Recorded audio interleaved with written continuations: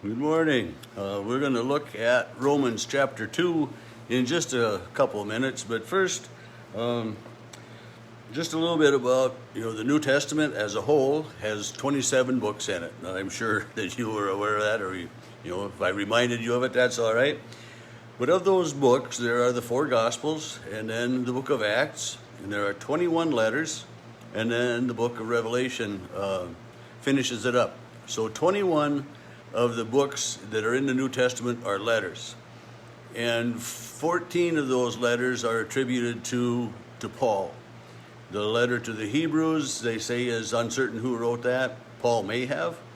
So Paul may have written, he definitely wrote 14, although, I say that. But there are people today who are starting to wonder, well, did Paul really write this and this and this? And in the big scope of things, it doesn't matter who wrote them. They are good words for us each and every day. So of these letters, several of them are to churches. And when they would go to, like, say, the church at Corinth, they may also have been sent on to other churches in that same fashion, but were written primarily to one group. Some of the letters are individual letters, like Timothy, 1 Timothy, 2 Timothy. Those letters were written to Timothy by Paul, more as a personal letter that way. And, excuse me. So, excuse me, but they all have good information for us. There's just so much in these letters that we learn about who we are and who God is. And so these letters that are in the New Testament that were chosen, back in the structure of the Old and New Testament that we have was kind of determined, in the early 200s, 300s back in there. But there have been they found many other letters that are written, some by Paul, some by other noted church leaders of the day that go back to that. And there was one they found 796 genuine letters and epistles of Cicero. The difference between a letter and an epistle, I'm not sure, but I remember, growing up, we would have the Old Testament reading and then the epistle. The epistle was, maybe those are more the individual letters, written to individual people, but there are a lot of other manuscripts that have been found, that have been accepted as very valid, and many others as well that are suspect in nature as to who wrote them and some of the teachings in them. So we have our Bible put together, our Old Testament, New Testament, that were these books that are in here, the Gospels, the book of Acts, the 21 letters, and then the book of the Revelation according to John, were highly studied and highly debated and then finally put together in this thing we call the New Testament. And I've had many people tell me that, we don't really need any of the other ones. We have enough here, and we do. We have great plenty. Just even if we had one of the Gospels, we would have great sufficient evidence of Jesus Christ. I got something stuck there this morning, but it's nice that we have the 4 Gospels, that we have these 21 letters of encouragement and somewhat scolding sometimes as well, reminding us of who we are and of what we are. And so yesterday, as we looked at Romans 1, Paul was introducing himself, talking about a lot of different things, talking about who we are so that people can see us. And he talks about other, the people who don't know God, and I mentioned those at the end. And chapter 2 begins with the word therefore. And it's, okay, I've shared this with you. Now, therefore, since you now know this, therefore, you have no excuse. We know God. You know God. So Paul is writing to these Romans and he's saying, you aren't like these people that don't know God. And since you are not like them, since you do know God, therefore you should change. You should act a little bit better. You should act differently. You set yourself above that. And he says you have no excuse. And then he talks about when you're about judging others. And this judging others is a very slippery slope, because Paul says, if you judge others for swearing, do you swear? If you judge others for stealing, do you steal? If you judge others for, whatever, are you guilty of the same things? If you gossip, if you talk about somebody else gossiping, well, do you do the same? So he's talking about, judgment that way of our character, of our actions, and reminding us that other people see who we are, and and if we're two-faced in it, this is kind of what he's saying. If you're being two-faced, you're just not being a good Christian. You're not being a good example. And I'm always cautious about when talking about this. Don't judge others, because we do pass right judgment on a lot of different things.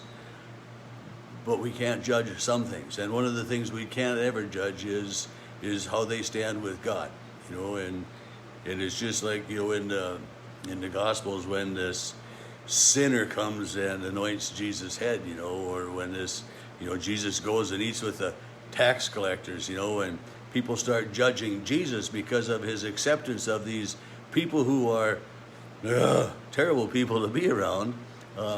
That's not the right thing to do. And we can't look at somebody and know who they are. And when we look at people, there are atheists who are great people, who are good and generous, and share and look out for others, but they don't know God. And there are people that know God and profess to be Christians that backstab and backbite and don't share it. How do we compare those? And those judgments we have to be very careful with. And a lot of those different things here, it says, and what we rely on, what we trust, is that God's judgment is fair, that God judges the heart. That's Cheryl likes to say that to me. God judges the heart. God knows who we are inside. God knows what our DNA is, what our makeup is, how we really feel about others, and how we really treat others, and how we accept others, and whether we're honest in our dealings with others or whether we're putting on a good show. And so Paul is telling these people at Rome, these Christians, the Jewish Christians and the Gentile Christians, all the believers, he's saying, pay attention to who you are, how you live, and what you do. He says, all who have sinned apart from the law will perish apart from the law. So even if we didn't know the laws of God and we break those laws, we're going to perish. But if we don't know the law, if we don't know that it's not right to steal, if say if a child is brought up and sees his mom and dad stealing and thieving and doing all of that, and never getting caught, the child will grow up to think that that's acceptable behavior. Just as if a child grows up hearing parents or others in the family, continuing to gossip and to talk about other people, this is what they're going to do. So, it's depending on how we're brought up can make a lot of difference, and what we know. And so Paul is saying, if people don't know God, if people don't know God's laws, and they die,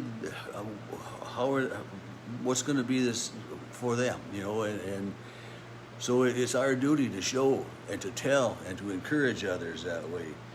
And he says when Gentiles don't know the law, but they do what the law requires, they're a lot of themselves. So we know the difference between right and wrong. Whether we know God, whether we know God's laws or not, we basically inherently know the difference between right and wrong. And he talks about that too. Talks about their conscience being their witness, conflicting thoughts and all of those things. And so then he goes on, and I have written in my Bible on the margin, we are to be examples. And I mentioned then, it says, you teach others. You don't teach yourself. Well, you preach against stealing, do you steal? If you forbid adultery, do you commit adultery? If you abhor idols, do you rob temples? Do you worship something? You say idols are bad. Well, what do you really worship? And if you boast in the law, do you dishonor God by breaking the law? And we do. Sometimes we make ourselves a little bit more righteous, self-righteous than we should be. At least I didn't do that. I'm not quite as bad as that person. Really?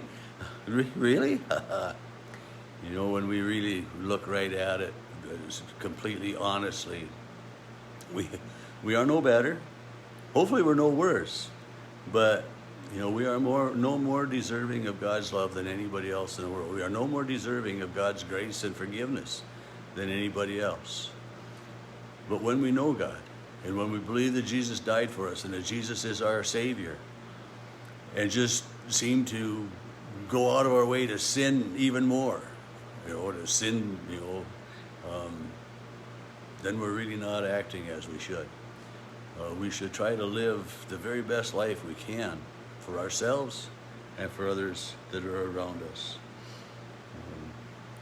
Then he goes on, he talks about circumcision, and it's kind of a moot point, it isn't being circumcised that saves us. For the Jewish people, it was their custom, their tradition. It was something that God said, on the 8th day, you will circumcise your male children as a sign that they are set apart for me. It isn't anything Christian about having to be circumcised or not. Paul writes, real circumcision is a matter of the heart. It is spiritual, not literal.